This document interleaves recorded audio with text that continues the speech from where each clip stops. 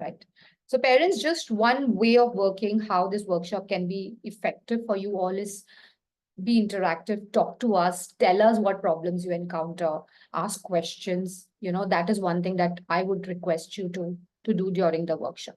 Okay. And of course, if you need something more, we can always help you towards the end to let you know more about each of these skills. Right.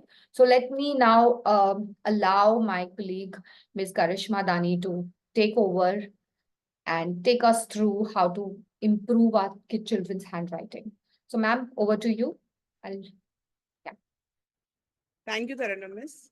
Hello, everyone. And I see a lot of interest in handwriting. So, yeah, that's a good thing.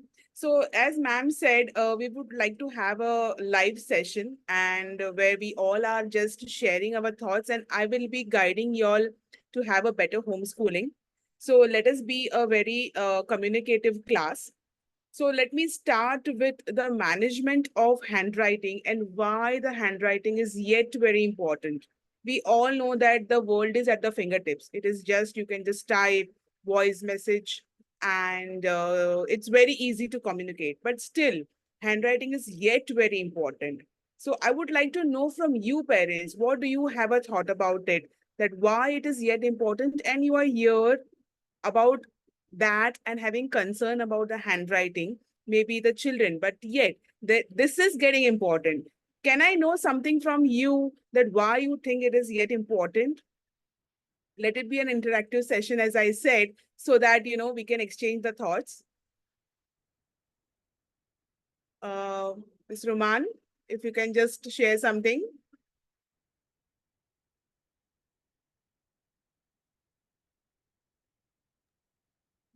Yes, parents, why? Come on, we want your thoughts. Why do you think One handwriting is thing, still like, yeah. important in today's digital era? Yes, Miss Juveria. She was the first one to say, I need handwriting support. So, yeah. I think handwriting is a good reflection of your state of mind. Sorry, one second. Correct. All right. So I'll just take this point ahead. Like, as ma'am said that it is a way of to be perfectionist. So when we write, we all know that it depicts the thoughts which is going on in our mind. Okay. It gives the clarity. It gives a way to channelize and to communicate what exactly is going on in our mind. So if the handwriting is not legible, not neat, it is not at all going to help us. So yet handwriting is very important because exactly what you want to say, you can depict by writing. And when it becomes legible and when it becomes neat, it helps more. So this is one basic point that it is what is going on in your mind. You can exactly tell what you want to say by writing. And that is how you can identify. If you go a little more step ahead of handwriting in which graphology is involved, each and every letter you written by a child or a person depicts the character of the person, how the person is, or what are his thoughts, negative, positive. So this is a science involved in writing. So here we help the children to basically follow the rules of graphology, and that helps them in character building, make their thoughts straight, aligned. Okay, sometimes the thoughts are different and what are you writing is different. So here by writing neat in a particular way, in a correct way, helps your character building process. And that is very important in today's world because there are so many things as a diversion for children, which keeps them from, away from the academics. So we have to make them little more attentive, little more concentrative, and this all things helps in concentrating better when you write better. Now, how to make them write better? That is a challenge for us. We all know that writing better or legible is important, but then how to help them? So there are basic tools which I want to share today, which can help your child, which you can identify that, okay, this is missing, and you can just place them, keep them in the place, and that will help. So the first and foremost thing what I want or I have observed is the tool of writing, whether it is pen or pencil. They are called the tools of writing. These are very important because this is the weapon which can be used to write. Okay, so these are very important. Now, what is this? Now, how are you going to hold this makes a complete difference in writing? Because we have seen some children, I'll first show the correct way of holding it. And then you can identify in your children, and then I can guide you also that what effects are seen when you don't hold it properly. So as you can see it on the screen, this is the, first I'll show the pencil and then the pen. This is the nib of the pencil. This is the starting body, and this is the main body of the pencil. So generally, this diversion or this differentiation is given so that you hold it properly. So the pencil should be holded with first finger and the thumb exactly on the partition, and rest of the fingers are going to be for the support. Okay, this is the way you're going to hold a pencil. Now, why this way? Why not very close? If you hold it too close, your fingers are going to touch the paper. Okay, that I'll show you when I'm going to do the live workshop, live writing. This will touch the paper and you can't see what you're writing. Okay, and why not very far? Now, we are not going to paint, we are going to write. If you have seen the painters, they hold a brush like this and they put the strokes. Same way, we are not going to paint here, we are going to write. So a perfect grip of a pencil is important. Again, first finger and the thumb, rest of the fingers are for the support. This is the perfect way of holding it. So you can correct your children if they are not holding it. For example, some children hold the pencil like this, some hold it like this, okay? Some hold it like this. So this all, it stops them from writing in a better way. This all fingers which are folded in a wrong manner becomes a hindrance for them to write. Some people really hold. I have some students who hold a pencil like this in the beginning, like a knife. So just imagine how can they write. So we have to train the fingers like this. It will be a little difficult in the beginning, but eventually they will learn. So this is the first thing, pencil. Now, the elder children who write with pen, first of all, always encourage them to write with a gel pen, not to write with a ball pen, because ball pen, as the name suggests, it just goes on running like a ball and you have no control over the handwriting. It will just go on flowing. You will not have any control over the strokes, what you put in the writing. So I'll advise you to encourage the children to hold or use a gel pen. Now, same way, any gel pen also has three parts: the pointer, the starting body, and the main body. Many pens have a marker here. Now, that marker is exactly for the grip. Same way you're going to hold it, not too close, not very far, exactly on the markers here. Okay, so this will help you to have a proper grip. You can see what you're writing. This is the first thing we discussed, that is the tool for the writing pen and the pencil. Now, the second important thing is the posture of the body. How are you sitting and where are you sitting? Now, we have seen many children, sitting on the couch, sitting on the bed, or sitting on a soft surface. Now, what happens when you sit on a soft surface? It creates a bounce. Okay, it is like a spring. You can't even make out that that spring is working, but it can be seen in your handwriting. So always encourage them to have a separate study table, writing table. If not, a dining table is also fine. Okay, just clear the table and put them on a hard surface. The main thing what we have to see is the hard surface down. As you can just see my screen, this is a hard surface. Always encourage them to use a hard surface. A chair without the back support. Why without the back support? Because when you tend to sit with a support like this, you're going to fall lazy after some time. Okay, you're going to lean, you're going to bend, you're going to put a arm rest, you're going to put your arms on the rest. Okay, you're going to put your hand like this. Something or the other is going to happen. Okay, so never use a chair with a backrest and never use a chair with the wheels. Okay, because that also keeps on moving and that is seen in the handwriting. When you are actually teaching your children to write good, these are the basic things you have to take care. Ask them to sit straight. When your back is straight, your spine is straight, it sends signals to your brain that you have to pay attention to something. And that is how they will concentrate more and they will not become lazy. And what happens is when you are lazy, slowly your hand keeps coming like this on the table. You try to sleep like this. Something or the other happens. So try to make them sit straight. The back should be straight so that their posture is correct and that will enhance the handwriting more better. So the second thing was the posture. Now the third thing is how are you going to keep your book or the paper or the sheet, whatever you're using for writing. Okay, I'm going to show you here.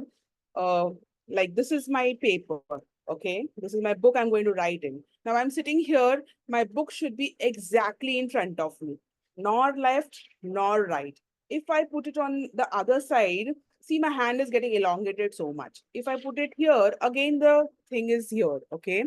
So I'm going to put it straight here, okay? And I'm going to tilt my book towards the other side of my hand, which is used. Like I'm a right-hander, my book is going to tilt towards the left-hand side. If I'm a left-handed person, my book will tilt towards the right-hand side. This will give a good angle to your hand for writing. All right. And while writing, the hand should be on the paper. 3/4 hand should be on the paper, on the table. It should not go down. Here, there is no support. So it will again affect the handwriting. So these are the things to be noted. Okay, this will really help a lot. With the other tools or with the other way of writing, these are the basic things you have to take care while teaching them to write. All right. Now let me show you some live thing like how to help with the writing. Okay. I'm going to, so ma'am, my screen is visible.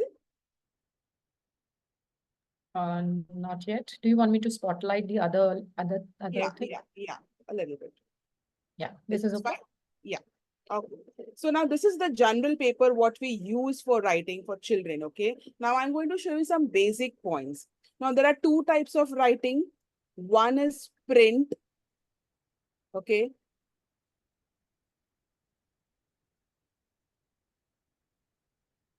And the other is cursive.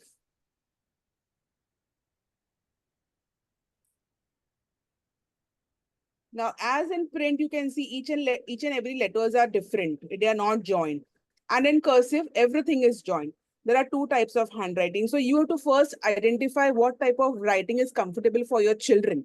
Generally, everybody has a mixed type of handwriting. So you have to encourage your children to follow any one type of handwriting. Again, when you write mix, it is going to create a confusion. Sometimes the beginning letter is cursive and rest comes print, or sometimes beginning is print and rest comes cursive. Okay, especially the R and T is always, it always gets mixed. So try to encourage your children to have any one type of handwriting so that it is going to be legible in a proper manner.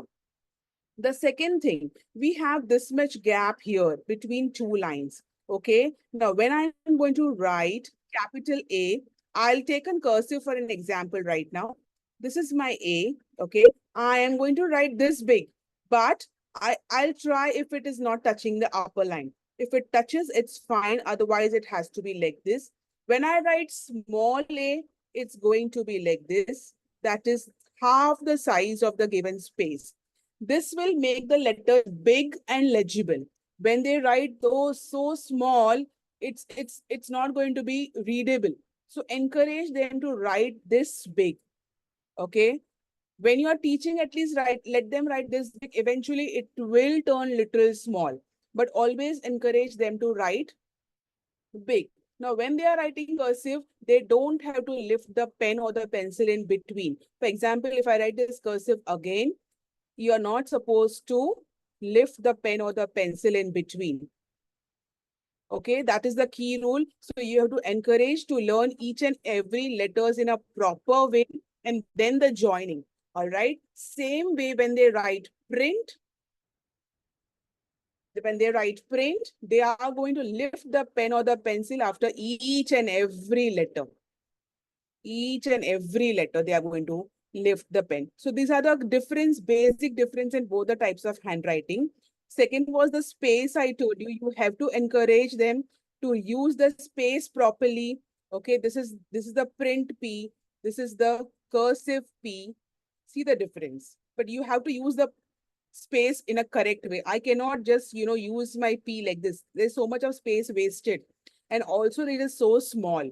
So first is the size of the letters to be taken care of. Second is the stroke. It has to be straight. Okay, whether it is print or whether it is cursive, the stroke means this lines. This has to be straight and not like this or not like this. No slants. None of the letters should be slant. It has to be straight. According to the graphology, The more the straight the letters, more the alignment of the thought is clear. That is the key rule of graphology. So always your letters should be straight. If at all, after putting so many efforts, if the child is not able to write straight, a little tilt towards the right hand side is fine, but not towards the left. Left is negative, okay? Right is positive, but a little. Like this is the ideal way. But if the child writes little slant like this is fine. A tilt towards the right hand side is fine, not towards the left hand side. The tilt should not be on the left hand side at all. This is negative trait. We call it negative trait in graphology. So ideally straight or left or right hand side. So if you take care of these things, the letters will really come in a proper way. Okay. The stroke should be proper, crisp. Okay. Even if there is even if there is any turn, it has to be proper and crisp. Each and every turn should be seen properly. Whether you're putting any loops also, L has a loop. The loop should be seen. Okay. It has to be seen. Otherwise, it will get confused. Okay. L and T are same. But if I don't put this dash in a proper manner, it will give me a look of a L only. So there has to be a proper distinguish between the letters. You can guide them that when you write like this, it looks this, L looks like this, and T looks like this. Because what happens when you write in the flow, sometimes that dash comes here. Okay, so this is not going to give a proper way of writing. You have to encourage them to put the dash in a proper way and the right direction. So these are the basic things what I can discuss right now, like regarding the writing, to use the space in a correct way, to put the strokes in a better way, to help them write straight and not tilted. All right. So these are the things I can, in this short talk, I can discuss. And I will show you some pictures, which will help you to understand what is the difference between the writing when the child writes on the day one and then the child writes on the day 15 or after some days of the course. Okay, I'll share some pictures which will help you to understand what I'm talking. Uh, just one second.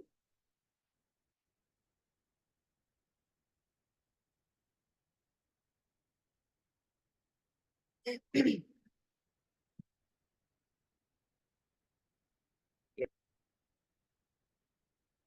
Okay.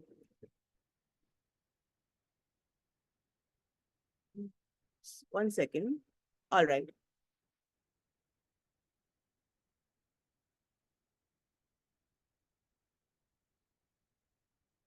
Just a second.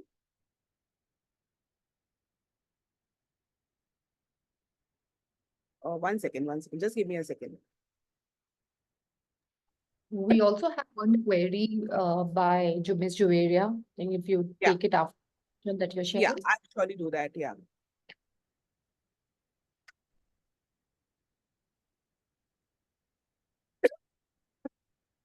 Sorry.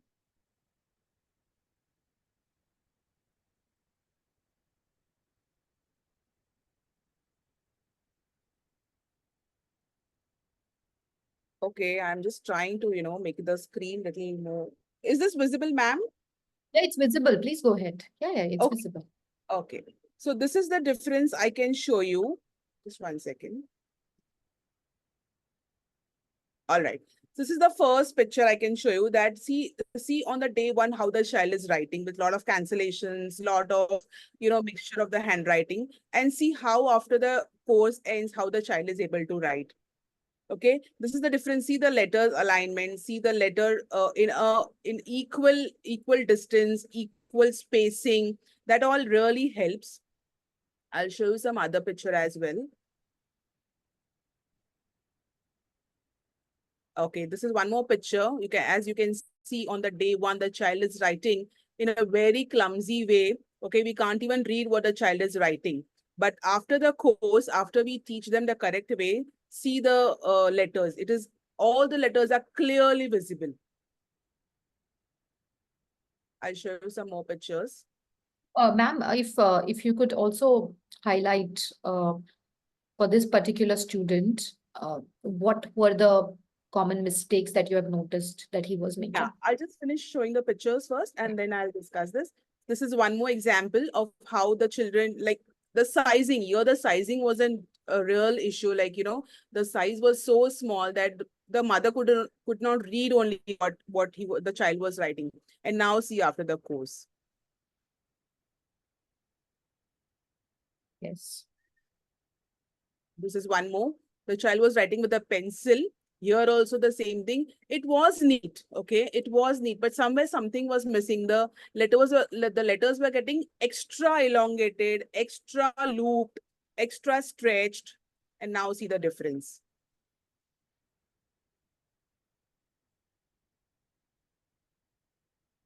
Yeah, one more is here. Same here. If you can see the F here, it is something not even print, not even cursive, something else only the child was writing. See here again, this is an example of, like, if you can see my cursor, the L is print and rest are cursive. So generally it happens. The children have that way of writing, and then we teach them the correct way, and then they are able to follow. This is one more example. So what we generally do is, ma'am, as you were asking me to show that picture again or discuss about that, we work on each and every letters, okay? First, we work on each and every letters, teach them correctly. Then we teach them to join the letters. 2 letters, 3 letters, 4 letters, phrases, small sentences, then the paragraphs. And then we take everything again as a revision. First, we teach them in 4 lines. That is red and blue line, because that is the base where we started writing when we were first in nursery or maybe playgroup. So we take them first to 4 lines, we teach everything there, and then everything again in single line. And we also work on the speed as well, so that the child is not lacking in the speed. Should I take the query right now? Do you have something else to share as well? No, I'm done. All right. I think we can answer Ms. Juveria's question. Her question is, what if the child is older and they are used to a certain incorrect grip? Okay, so here what we can do is we can at least try focusing on the right grip. Sometimes when the child is older, maybe 12, 13, 14, it is difficult to change the grip because they have set a pattern. And with that pattern only they can write. Like my fingers are habituated to hold pencil like this and write, now they will not change. Okay, we Correct. can try to at least change the angle of the hand. Okay, as I said, if I'm holding my pen like this here, okay, this is the correct way of holding. Now there is an angle here, a 45-degree angle is going to be here while writing. So at least I can work on that angle of writing. If I hold it too close, the angle is going to change like this. If you see, it will be pointed. And if I hold it far, the angle is again going to change like this. So at least if at all I can't work on the fingers, we work on the gripping, as in the angle should not come as a hindrance. Even if you keep my fingers like this or sometimes like this, my angle should not change. My angle is important. So we work on the angle then. Right. So I think to add to what Ms. Karishma said is, for an illegible handwriting, there could be different patterns or something which the child is doing incorrect. So it just couldn't be incorrect grip. It could be posture. Okay. It could be Yeah. the spacing of the letter. It could be the spacing, the orientation. So if we can further analyze their handwriting, we will be able to Correct. understand what are those areas. We It understand depends upon, yeah, individual to individual. Like I had a student who was writing, holding the grip, everything was correct. But the child was writing like this. So he Got couldn't see the correct angle only of writing. So once I right. made it sit straight, the handwriting automatically got corrected. So that are the Correct. very silly and the small things which we need to concentrate on. So, Ms. Juveria, if you could focus on these details as well, apart from the grip that is more noticeable, I'm sure for you that he's not holding pencil properly. Notice the other areas where he can improvise on, and then probably he could work on his grip, because that, like Miss Karishma said, it's a habituation, or he's accustomed to holding the pencil in a certain manner. So we could work on that a bit later while working on the other areas of improvisation. Yeah. I hope that answers your question, Ms. Juveria. Do you have anything more to ask? Yeah, thank you. So with each of my 2 kids, the older ones, I feel like there's 2 different issues. The older child, everything is fine. The grip is fine, the posture, pretty much all of these things that you mentioned. It's just that he's in a hurry to finish it. So when he doesn't have that pressure, he's sitting there and nicely writing. But generally speaking, he just wants to get over and done with it and rush through. So what practical tips can you offer for that? So the speed is fine, ma'am. But if you write correct and then you hold up the speed, that's okay. So you just have to encourage them to write in a particular manner and then you can speed up. That's fine. You speed up, but you write in a correct way. Because that habit is not going to change, to speed up. He just wants to finish the work. Just get rid of it and just, get finished. If the work is going to take 10 minutes, the child wants to probably finish in 5 minutes. But the key rule, what you can apply is you have to write correctly. You have to write in a particular way and then you finish in 5 minutes or you 10 minutes, that's up to you. So you can just encourage by just giving him this idea that, okay, you have to write in a correct manner. Then you take as much time you want. Right. Right. Okay. Thank you. But I feel like if I let him just speed ahead, it just impacts his handwriting when when he slows down, then Mhm. his handwriting automatically gets better. Like the letter formations are better, the spacing, the size, everything improves. So I feel like the issue is the speed. Like he needs to slow down, Yeah. and also then the creativity and everything gets impacted, not just the handwriting. Correct. With my daughter, she's got an incorrect grip, and we've Okay. tried to correct it over and over again the first a couple of years when she first began holding, and she just couldn't correct it. Lots of different things we tried, you can put something on the pencil, various But approaches, and it just she kept on reverting to her like natural way of holding the pencil. Now her handwriting is all right, but she's insisting on doing cursive. Like she wants to do cursive. So is it fine for a child to begin cursive when you think actually they need to focus more on print first, getting the letter formations correct? Once that is correct, and then they can sort of transition into that. Surely there must be a point where you say to the child, no, right now you can't really do cursive. You need to focus on this. Then you move into cursive. no, it's nothing like that, ma'am. Nothing like that. The Right. child learn cursive from the beginning also, not a problem. Okay. Okay. All right. Okay. Thank you. Most welcome. Any other query? Ms. Romana, do you have anything to ask Ms. Yes, Karishma? ma'am. When to start? Like my child is 3 soon. So if I want to start him writing, I know first thing is a grip, and then how to start with strokes and whatever thing. First, I have to introduce him print and then cursive, No, no, and nothing then like that. Nothing like that. You can directly go for the cursive because there are basic strokes involved before even starting any type of writing. Okay. mhm, So first you have to see what the child is comfortable. Don't yeah, unless and until the we school can't demand. force. Yes. Yeah, unless and until there are some schools, who want the children to write cursive. So then Mm-hmm. there's no option but to teach cursive. But first, see whether your child is comfortable writing which way of writing. Just don't enforce any style of writing on the student. Okay. If the school wants, then you have no choice. But if the school is allowing you to write any type of handwriting, let the child decide what type of writing the child is comfortable. When this child starts writing A to Z in the beginning, at that time only you can figure it out what type of writing is comfortable for the child. Correct. Okay. Okay. Okay. Thank you, ma'am. And younger they are, the faster they absorb, or Correct. they can modify Yes. themselves. Yes. So you can choose how you want to mold them. They are Yes, moldable. absolutely. Great. So Ms. Karishma's session ends here. However, she is working with us. I missed introducing her at the start. She is a certified graphologist, and she is running her own institute, and which is both online and offline in India. She is a part of Active Kids for more than 2 years now, and she's coached so many students from our academy, and we've seen remarkable improvement the way their children write now. So, Ms. Karishma is the right person for all your concerns and queries that she addresses within within the 15 sessions of course that she runs.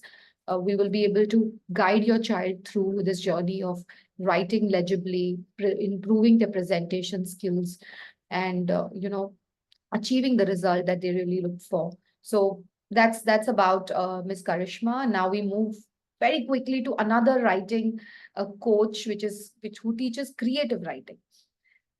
So Miss Ashvia is a faculty working at a college in India. She is very passionate about writing. She's also very passionate about teaching speaking. She's currently teaching children debate at Active Kids. It's privileged to have her work with us for more than 2 years now, and she's coached many brilliant young little orators to showcase their real talent. So, Ms. Ashvia is the right person if you would like to know anything about how to enhance your child's imagination, writing skills, and how to enhance the core skills, the fundamentals of English language. That also includes spellings, vocabulary. So, over to you, Ms. Ashvia. The stage is yours. All right. Thank you so much, ma'am, for the opportunity. And yeah, good evening to all the parents. And today I am here to offer you and provide you whatever insights that I have gathered in my practice teaching creative writing to students from basically 7 years to 10 to 12 years of age. So to begin with, I'd like to ask a question to all the parents, and I would love to hear some answers from your side. So when you hear the word creative writing, what comes in your mind? Like, how would you want to describe what creative writing is exactly? Oh, it is the imagination, fictions like. Exactly. So basically, creative writing and imagination are these two like fundamental things that go hand in hand. Thank you so much, Ms. Romana. Ms. Joveria, would you like to share your thoughts? What exactly would you comprehend from creative writing?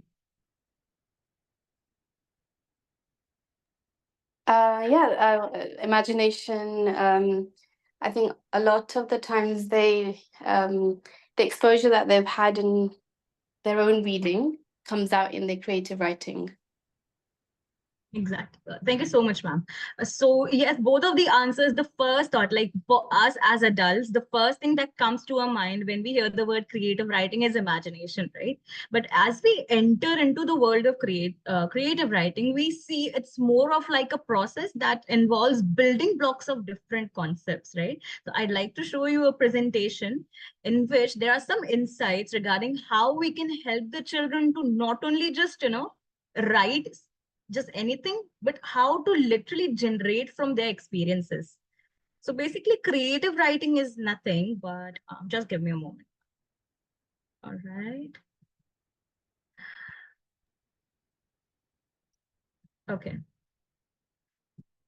So creative writing, to go by definition, the one that I have gathered from my own experience, is it's like an art of using your imagination to express your ideas, emotions, and to create stories. Like basically any moment that passes through us is a story, right?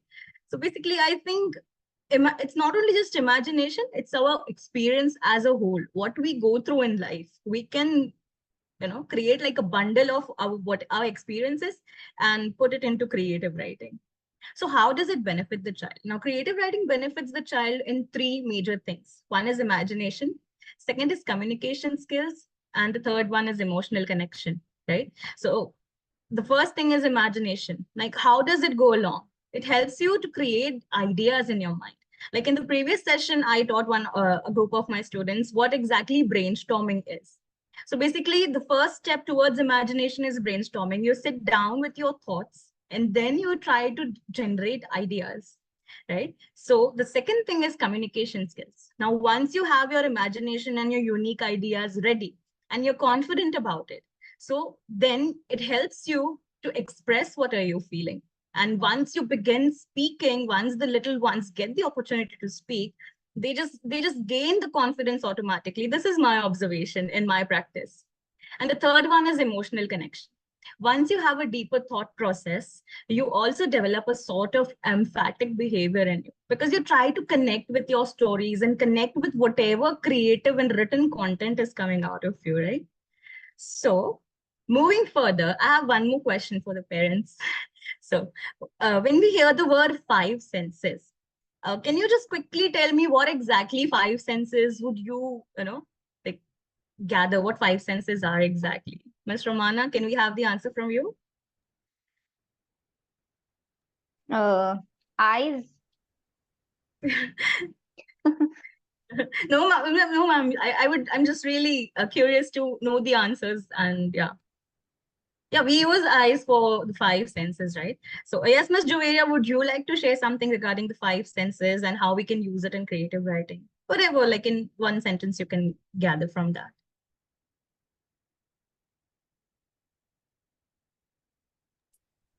Sorry, what was the question? Ma'am, five senses, like how can we introduce five senses? When you hear the word five senses, what comes to your mind? Okay, so like you have the sight and the hearing and the touch, Exactly. and transferring that into your writing so that the reader can feel what you're feeling, getting them to experience those senses through the writing. Exactly, ma'am. Exactly. Thank you so much for your answer. So yes, this is the very first step that we can take towards creative writing. It is introducing the children towards what exactly five senses are and how they can inculcate it in their writing, right? So I'd like to show you a sample that I tried with my students. First, I'll show you one rough work that a student gave me the answer. Like I asked them to describe a pizza. Like what are their thoughts when what comes to their mind when they think of a pizza? So this was their response. And I want you to tell me, ma'am, I would love to hear your thoughts that do you think there's something missing or would you qualify this work as creative writing? The question, the response is open to both of you, ma'am, Ms. Javeria and Ms. Romana. So shall I read it out for you if the screens of the mobile phone may not be able? Yeah, ma'am, shall I go ahead? Yeah? Yeah. All right. So here the child said that pizza is a yummy food. It is cheesy and delicious. I love pizza because it smells really great. Pizza has a lot of toppings like tomatoes and other vegetables. Pizza is my favorite. So this was the response that I got from one of the child from my class when they thought of pizzas. So the parents, what do you think? Do you think this can qualify as a creative writing work? It's very factual. Yeah. So there are some missing elements, right? Yeah, Yeah. that's the really correct word. It's factual. It's just stating facts. Miss Romana, what do you think? Actually, up to certain age limit, it is okay. It is describing the pizza, but where to start, how to start, that is missing. But ma'am, I'd like to share something. This is the product that I got from the child. And the product that I'm going to show you right now is the same child had written it that way once we showed them the guided writing prompts. So on the left side, this picture that you're seeing, I just told the child to observe, like imagine that they have to write 5 sentences about their pizza. But there are some rules they have to follow. There are some prompts. So the first sentence, they have to open up with a general idea. Like most of us love pizzas, but I love it for a special reason. So sentence number 1 is open for them to express their thoughts and feelings. But for sentence number 2, they need to add 2 adjectives. Like they need to describe the pizza using adjectives. So here we can see in the green color, the child has added cheesy and saucy, right? Now in the third sentence, here is another instruction where they have to add a verb, but an ing. So the child wrote like this. So what happens is once we give them a structure, a pathway to follow, automatically the thoughts in their mind find doorways to come out, right? Like once they find a way, they come out and automatically the structuring of their work also gets modeled, right? And sentence number 1 and sentence number 5, I told them that you can write anything you want that you love about pizza, but you have to strictly follow the middle three sentences, like 2, 3, and 4. So that prompt, that written work and this written work is given by the same student. Another sample that I have, before I show you another sample, I'd like to show you the teaching strategies that we can follow, especially with the homeschooling children, right? So we do 2 major types of activities in creative writing. The first ones are interactive activities, where the students are, if we have multiple students in the class, so we enable them to do storytelling where they are given different prompts. The one thing that we follow majorly is giving them prompts, because once we have an idea, we can share the idea with them, and automatically they start thinking, they get excited, like they have a map, and it's like a treasure hunt for them, like what they can do, right? So we give them interactive activities like storytelling, and then we have role play, brainstorming sessions. And we do this like online. We send them in breakout rooms, group discussions, and think, pair, share. The students are divided into groups, and they have to discuss a few points and then present it to the class. This also helps them in building good teamwork, right? Now, coming to the written assignments, we give them prompt-based activities. Like as I showed you, we give them a structure to follow, and then there they can add their inputs. Second is free writing. And in free writing, we can add in like diary writing, where they can express their thoughts along with whatever they have learned previously from their prompt-based writings, like adding adjectives, adding ing verbs, and all of that. And the third thing we do is story development, where we teach different elements of stories to the students, like how they can take pieces of different elements. Like, for example, we have character, we have setting, that is the place where the story is happening. And then we have the problem in the story, solution in the story, and step by step, we take it further. And we have tried and practiced this with our 7 to 8-year-old kids. And the results have been remarkable. I'll be showing it to you shortly. Now, for written assignments, what we can do is we can help them to do mind mapping. Like they can create bubbles and then write their ideas in there.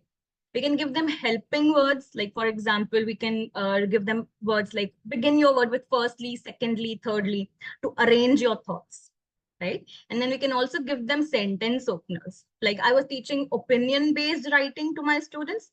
So I told them, if it's an opinion writing, then try to involve yourself. For example, don't just say that pizza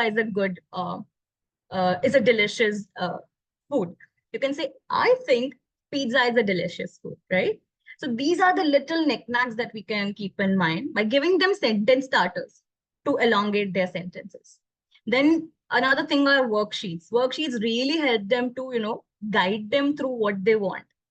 Now, one of the major things that I'd like to share is giving them constructive criticism and encouragement. Because sometimes it happens, we are so much excited to see the results. But even if the child has written little, we may get disappointed, like, oh, it's little, but we should never express it in front of the child. But we can first point out the positive points, and then later on, we can tell them, like, these are the things that could have been added. So next time you can try to do that. So constructive criticism is one of the major things that hooks the child's attention into creative writing. So let's move on towards some samples that I have for you. Just give me a moment. I'll share my screen. Parents, we are sharing these samples. So these are the strategies that we want you to implement with your kids. So like 5 senses is one. The descriptive writing framework was the other. Brainstorming is another strategy. So the purpose of showing you is an evidence to what your child can achieve when you implement a certain technique to teaching. All right. Thank you so much, ma'am. So for this particular activity, what I did was I showed a picture of a candy. This is the candy. And then I asked the child to describe it using sentence, expanding the sentence using their senses. So here we can see first the child had written a candy. Then using the taste sense, the child has written a yummy candy. Then a yummy candy in a purple wrapper. So we can see the taste is used and the sight is used, the color of the candy. And then in the last sentence, we see a yummy candy in a purple wrapper with a fruity smell. So here automatically, slowly, it is building, right? So creative writing is all about building up, because we cannot just expect, even from adults, we cannot expect some creative, works, regardless of giving them prompts and everything. Another one that I did with my friend, my student was, and she's also a homeschooled child, this student. So I taught her cinquain poem. So basically it's of like a 5-line poem, and same here you have to follow a strategy. Like in the first line, they have to write the name of the thing. Okay. And in the second line, they have to describe it using 2 adjectives. In the third line, they have to add 3 verbs, but they have to be ing verbs. I'm so sorry. And in the fourth line, they have to describe how they feel about the topic using only 4 words. And then in the last line, they just have to write the synonym of what they're trying to say about their topic. So this is what we are trying to mainly focusing on. Just showing them the way and letting them walk.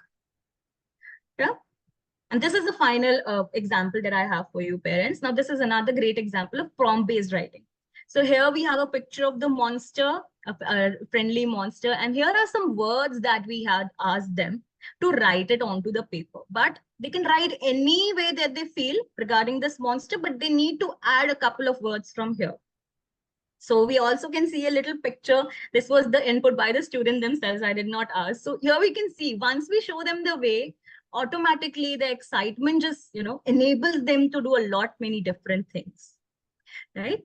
So last but not the least, I'd like to share some strategies for the parents which they can follow regarding if they are homeschooling their children, especially for creative writing, right? So the first one is encourage reading. Like if the child loves dinosaurs, then it's better, if you can provide them some books or reading materials regarding the stories of dinosaurs and everything, whatever they love to read. And automatically, once they enjoy the activity of reading, they're going to explore further, right? Second one is create a writing space. It's not that sometimes it happens, no, that we may be sitting somewhere, there must be a lot of distractions happening. So it's better if they have their own dedicated writing space where they sit down, read their books, jot down their thoughts, and there are no disturbances for them, right? So they have their flow of thoughts and, like a stream of consciousness. We have this term in literature. It's like a stream of consciousness. Your minds and thoughts keep flowing like a river, right? And the fourth one is we should focus on quality and not on quantity, which I had already said, right? That even if the child has written little, we should make sure that if it's qualitative, then we should give a word of encouragement. And if it's not quantitative, it's completely fine, right? Even if 2 lines, couplets are also really famous for that.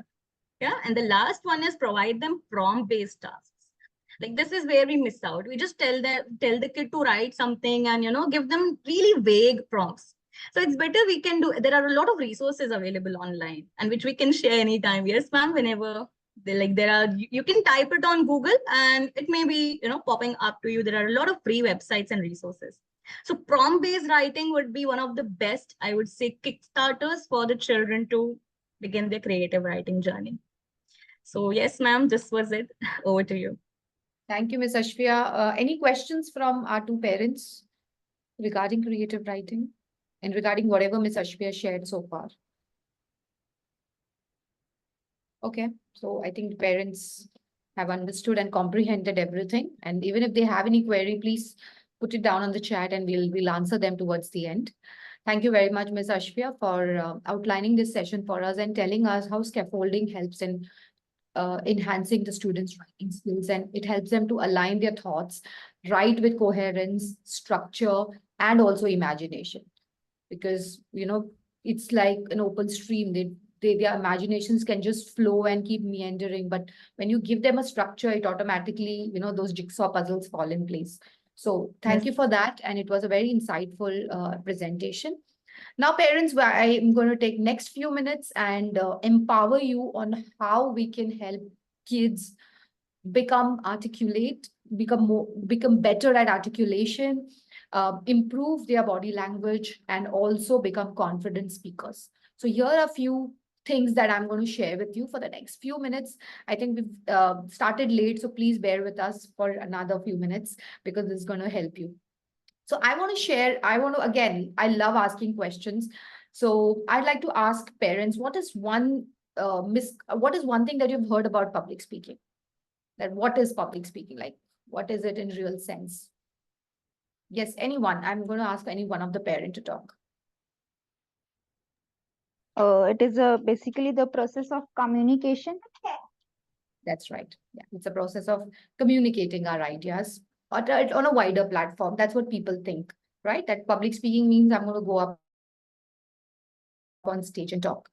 I asked a similar question to my 12 years old students who I coach, and they said these 3 things to me, which I want to share with you all. And after post my research, I also found out that these are the common myths about public speaking that that we are going to understand. Okay, sorry, I think my network is a bit glitchy. Ms. Ashwin, can you see my screen? Ma'am, we can see that you have started sharing your screen, but it's blank. There's only a white line here. Oh, okay, okay, okay. Just try it again.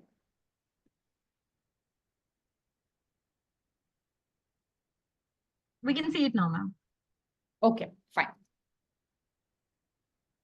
Yes, so these were the common myths that children had, and even some parents who I interact with. So they say that public speaking is a talent.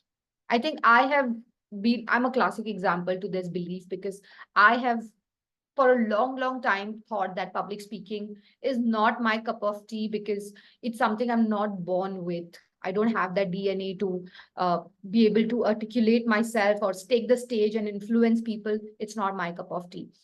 And that's something where I had the belief for a long time, and people still have this belief system that public speaking is a talent. However, it's a skill.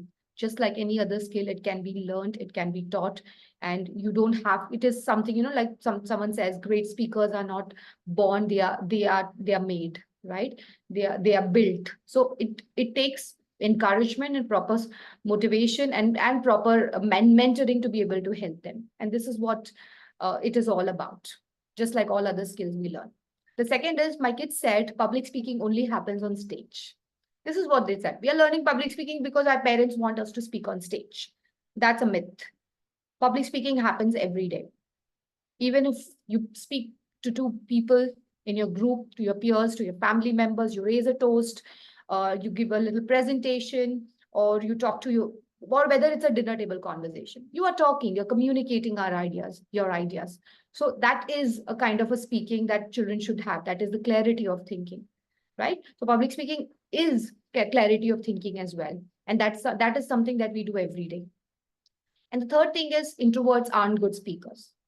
A lot of kids who I interact with say that I'm an introvert, I'm not a good speaker, so I'm not going to be a good speaker. That's a myth. In some of the introverts, some well-known leaders around the world are introverts, and there have been instances where they have mesmerized the audiences with their crafts, with the way the speech is delivered. So it's a myth. Do not believe that, and do not have that block in your mind that my child is an introvert, so my elder one is an introvert, so he won't be a good speaker. My younger one is an extrovert, so we can push him to speak more, because we give them more opportunities. Parents don't ever do that, right? Let's go to few things what even the research supports about why kids fear speaking. So this is coming straight from the Carnegie Foundation research about why kids fear speaking, and these are the 5 things which are outlined. One is fear of making mistakes. Maybe when your child is avoiding any speaking opportunity is because he fears to make mistakes. He thinks, I'm going to let my teacher down, I'm going to let my mom down. So let them help them to make mistakes. That's fine. That's absolutely fine. Celebrate those mistakes, learn from it, is what the mindset of your child should be. That I'm going to keep trying even if I make mistakes. The second is the self-conscious about grammar and pronunciation. A lot of kids know that they are not great at language fluency and communication skills. That's again, the conditioning that they come from, and the judgments that are passed to them. So this is also one of the reasons why children avoid talking, because they know that they make mistakes. Number 3 is fear of judgments.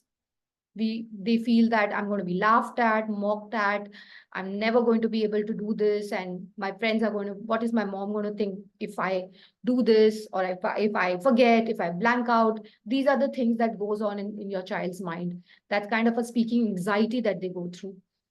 Fear of failure, I don't think it needs any explanation. And finally, lack of self-confidence.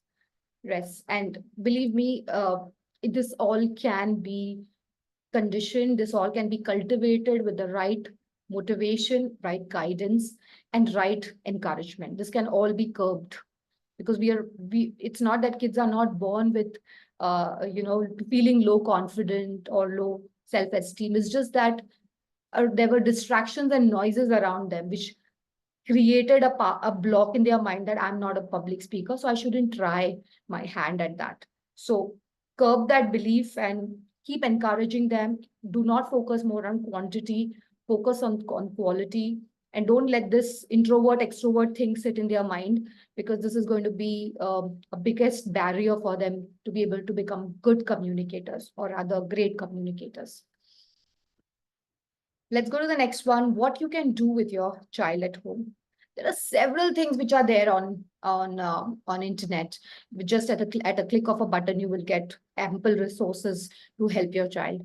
But these are the tried and tested strategies that I have taught a lot of parents, where I conduct workshops for schools and even online, to help their children practice and implement this. And I also go back and ask them after that, did it work? Do you think any improvement is there? However, consistency is important, right? So if you do it consistently, there is surely going to be improvement in the way your child understands public speaking. So these are some strategies. The first one is remove. Easiest way to start with is, don't even label this thing as public speaking. Call it something else. Expression, self-expression. Your voice can be heard, or, the easiest way is to call it a self-expression way. Don't remove the word public speaking, because a lot of kids have that fear with the word public speaking itself, and even the research supports this. So remove, use the right kind of words when you interact with your children, so that they approach this with ease and confidence, not with fear.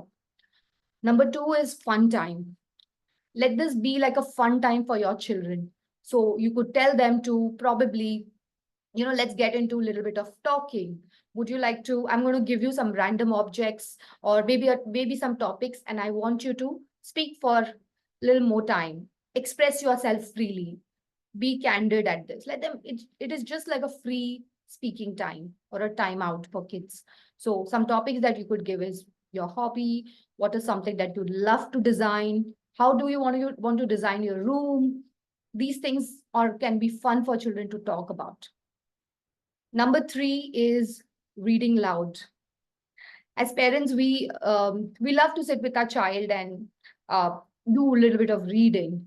How about if you make the child read the same text or the story out loud? There you will be able to identify the child's pronunciation, the intonation of the child, how fast and how slow is your child talking, is also what you can analyze when your child is going to read it loud. So one day in a week you could dedicate for reading out loud. Maybe instead of you sitting beside the child, ask your child to read one short excerpt from a story out loud, and check how your child is pausing at the punctuation. Is the child reading with expressions? You could also tell the child to use some character voices.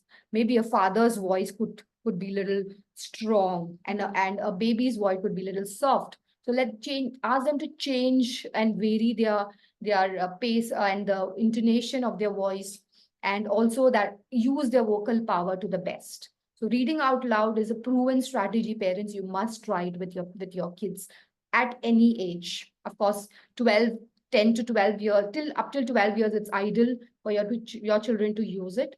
And after 12, there are several other strategies that you can employ for older kids to learn to communicate, to practice vocal power. The next is make up a story.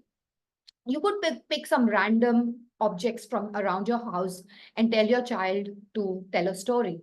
Suppose, and pick up something rare, not something very common. So suppose you pick a pencil and an eraser, you could tell your child, can you make a story, a conversation between the two? So what is happening here is you're teaching your child to tell a story. So what happens in the start, then what happens, and then at the end, what happens. Unknowingly or inadvertently, your child is learning story structure. Your child is learning to use their voice. Your child is learning to pause. He or she is getting into a dialogue. These are the skills that are going to make your children effective speakers.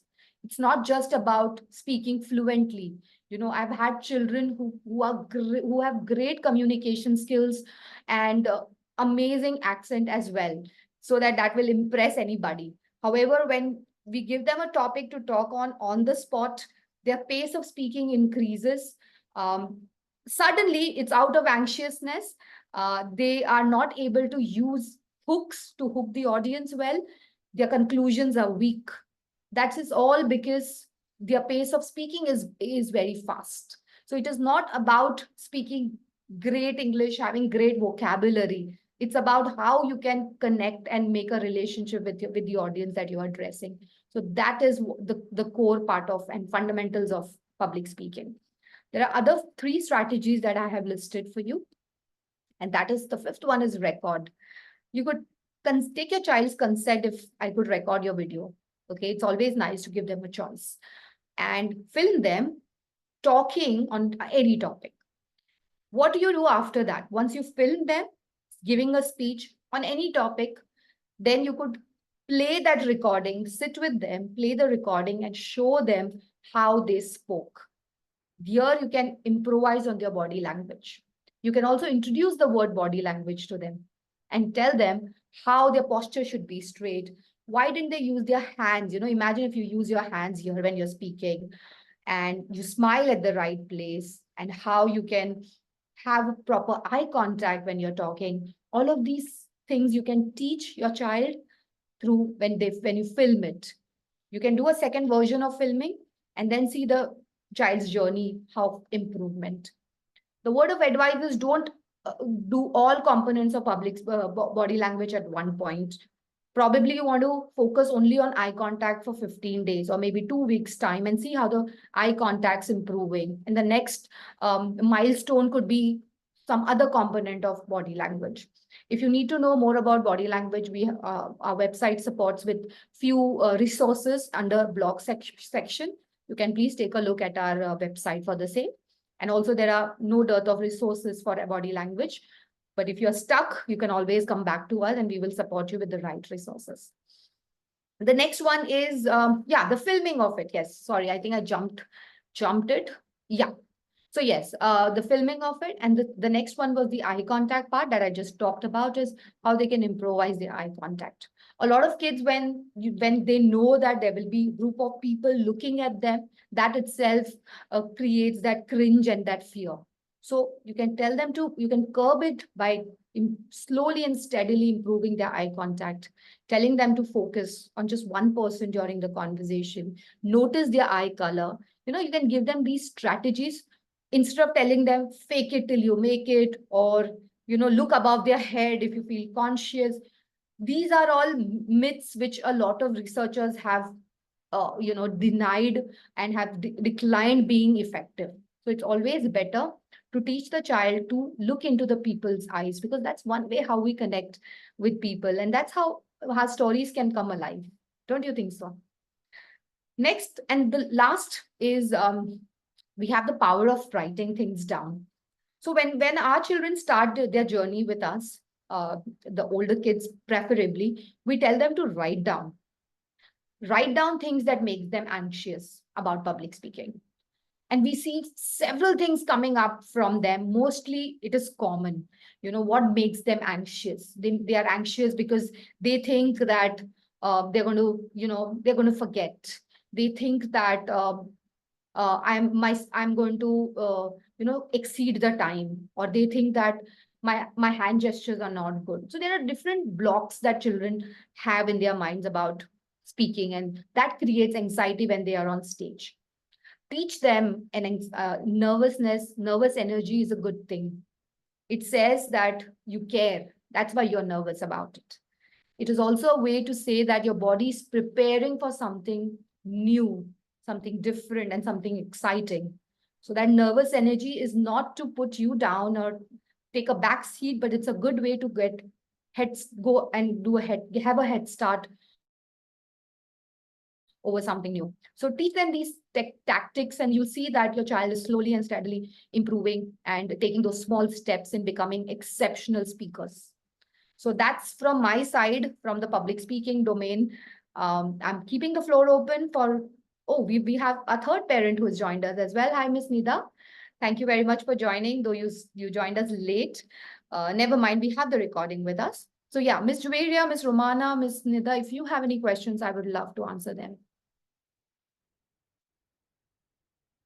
Ma'am, how to overcome the nervousness? Is it nervousness, meaning when the child gives a presentation in school, or the child is otherwise very nervous, slow to warm, shy? There are different ways, because some kids, they don't open up in front of unfamiliar people, but with the familiar ones, they're vocal. So what is it that you want to understand about? Yes, correct. If I am practicing with her at home, it's no nervousness on her face, nothing that. But in the school, it is shown on her face. Yes, you're right. So what happens is here, Miss Romana, is like I said, children are most comfortable with people who they know, and they will be at their best. But when it comes to unfamiliar, anything which is unfamiliar makes us feel anxious.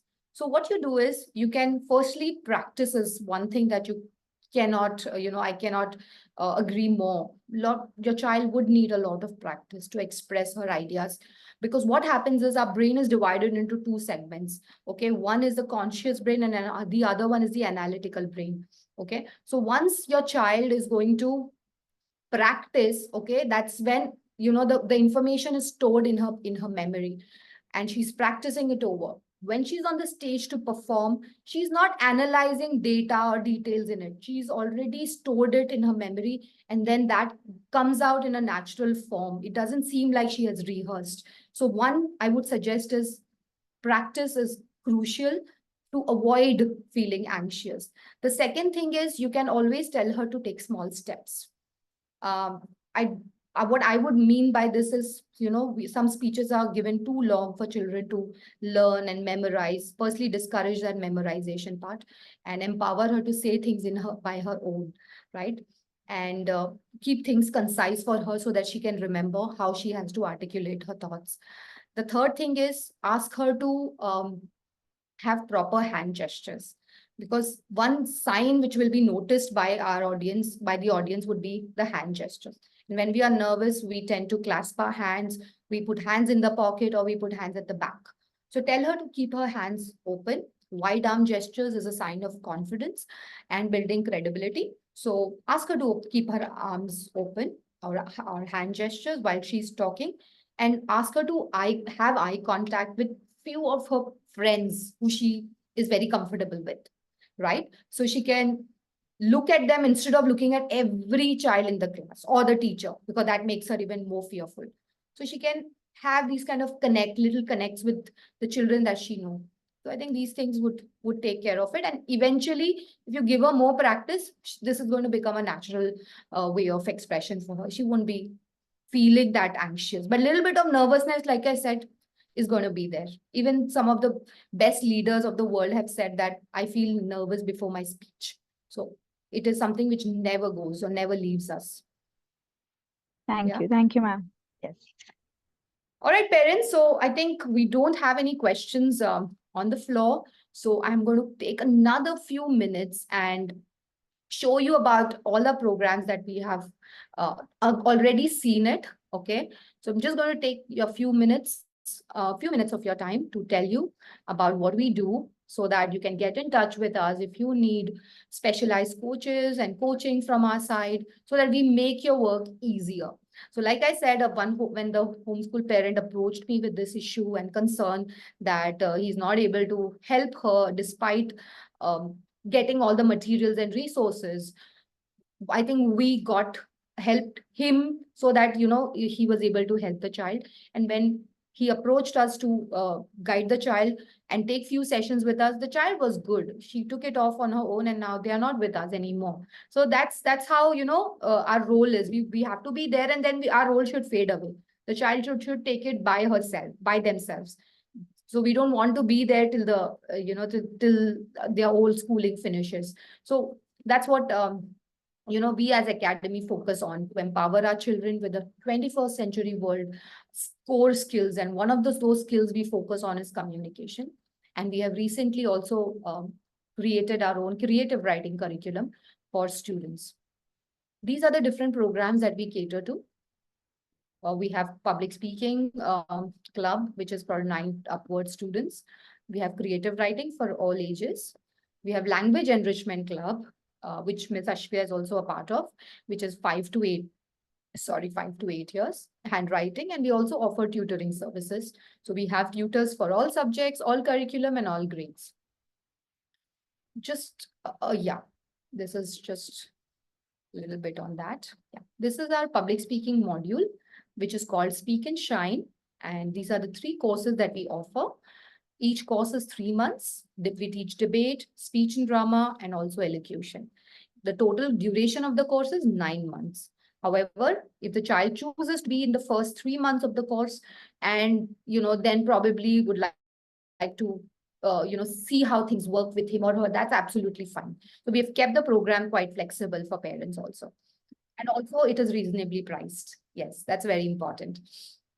Why are we different is because we don't call ourselves English Speaking Academy. We teach whole body communication. That is something very different about us, because our lesson plans are designed keeping in mind that 55% of our communication is non-verbal. It's how we say it, not just what we say it. So we have kept and we are teaching children how they can use the right volume, their tone of voice, modulation of voice, facial expressions, posture correction. All of these things are taught in our course, not just speeches and stuff. We are teaching all of these as well. What our language enrichment club teaches? It focuses on the LSRW skills, which is the listening, speaking, reading, writing skills. And it is best for 5 to 8 years old, because the younger lot and the younger ones would need strong foundations of these skills. So a lot of parents, when they approach me for public speaking for 5-year-old, 6-year-old, I tell them, no, I do not want to promote any program for you, because your child needs a strong developmental, foundation in order to take public speaking course, because that way the child is not built on the ideas, the language skills, the vocabulary, and all of these things. So LSRW skills help them in building that strong foundation.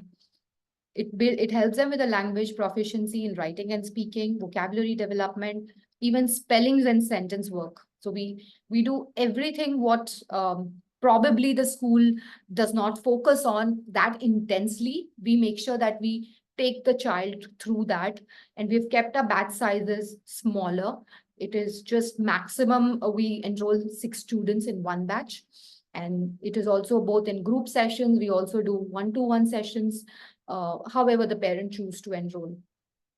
And like personalization is one thing what enrichment club is about. If it is one-to-one, then we create the curriculum as per the child's need.